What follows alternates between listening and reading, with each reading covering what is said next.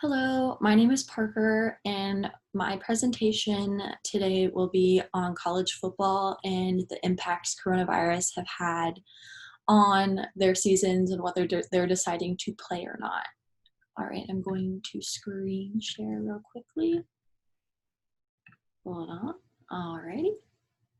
So again, I'm doing my presentation on college football and coronavirus's impact on how they're playing and if they're playing. So if you can see this graph on the right-hand side, it shows which conferences have decided to play and which decided to cancel. It also shows the 7-day rolling average of new coronavirus cases per 100,000 people.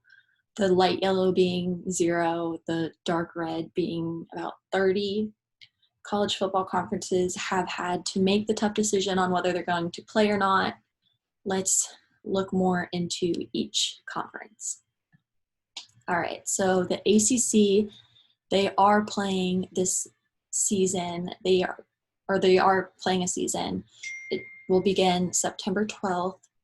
They'll play all conference games, and they are allowed one non-conference game.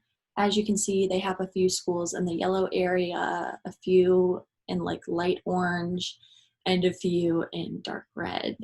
There are some schools in this conference that are allowing people to watch in the stands. They are only allowing about like 20% to be in their stadium, but some of their stadiums are really huge, and that could be about like 10,000 or even more people sitting around watching college football, which they might have social distancing standards, but as I've seen with other social distancing like requirements of like stores and things, I'm not sure if people are going to take it seriously or if they're going to enforce it as much as they should, but we will see as their season continues. The Big Ten, they have canceled their season with the uncertainty of coronavirus. They are not gonna risk like getting their players sick with coronavirus or any fans. They just decided to cancel it. And they are in areas with not a lot of coronavirus cases and like some coronavirus cases, but I think that they are just probably being on the more cautious side, probably on the more smart side, because if someone gets coronavirus case, like a coronavirus, we don't necessarily know what could happen to them or what like impacts the coronavirus like give on them, especially with athletes and it hurting your lungs. There has been a lot of like worries about it taking a bigger effect later on in life. The Big 12 will begin playing September 26th. Well, they began this past weekend. They're playing non-conference and conference games. They have schools with areas around them with some coronavirus cases and then some with more than some.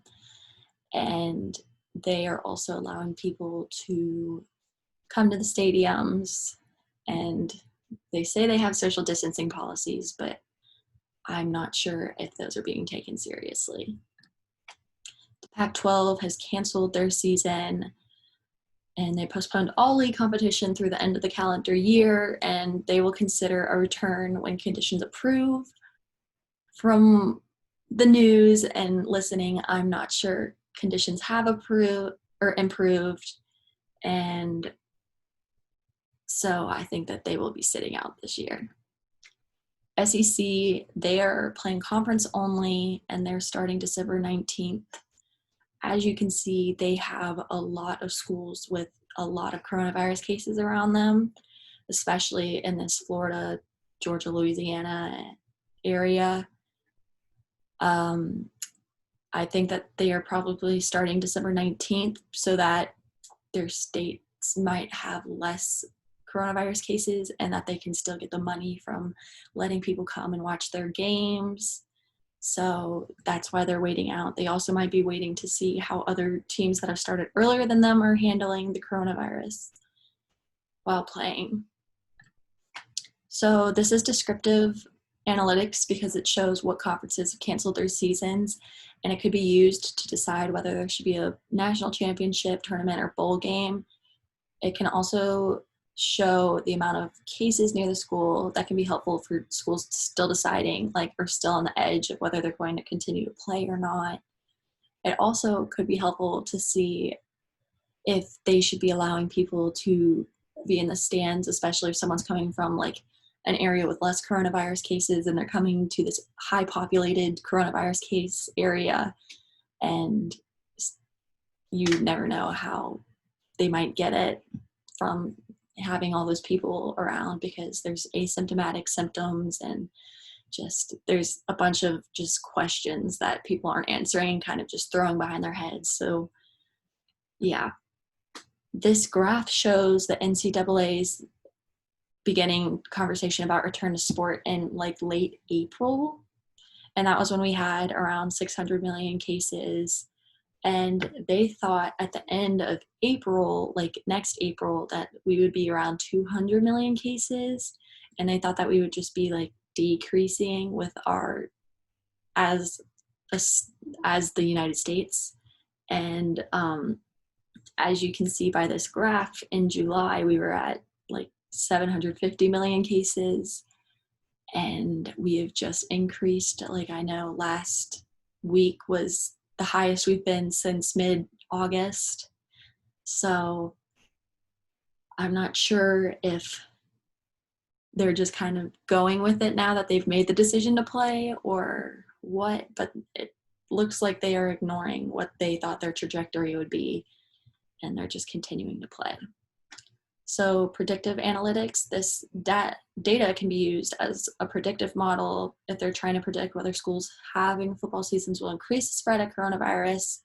With the big schools on those graphs, like some of the schools in Florida, like around that area, have like the red. It can be predicted to be like, oh, if they go here, there will be a spread, or especially if schools are still playing in areas with large amounts of coronavirus cases, like in Florida. All right, so I have my multiple choice. Which conferences are not playing this year because of the coronavirus? I'll give you a few seconds to think about it.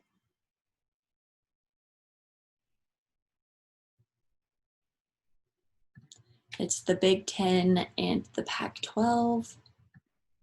Which conferences have the largest amount of cases near their schools? Give you a few seconds to think about it. It's the SEC, as they have schools in like Louisiana, Georgia, Florida, Texas, like around that area. How many cases did the NCAA assume there would be in April when they started conversation about return to sport?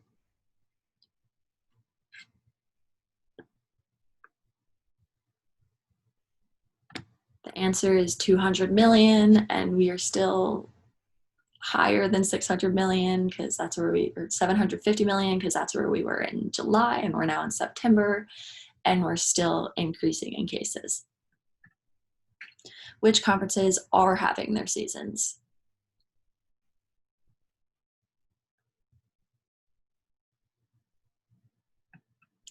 It's the Big 12, ACC, and SEC. This is my Works Cited page, and that is the end of my presentation.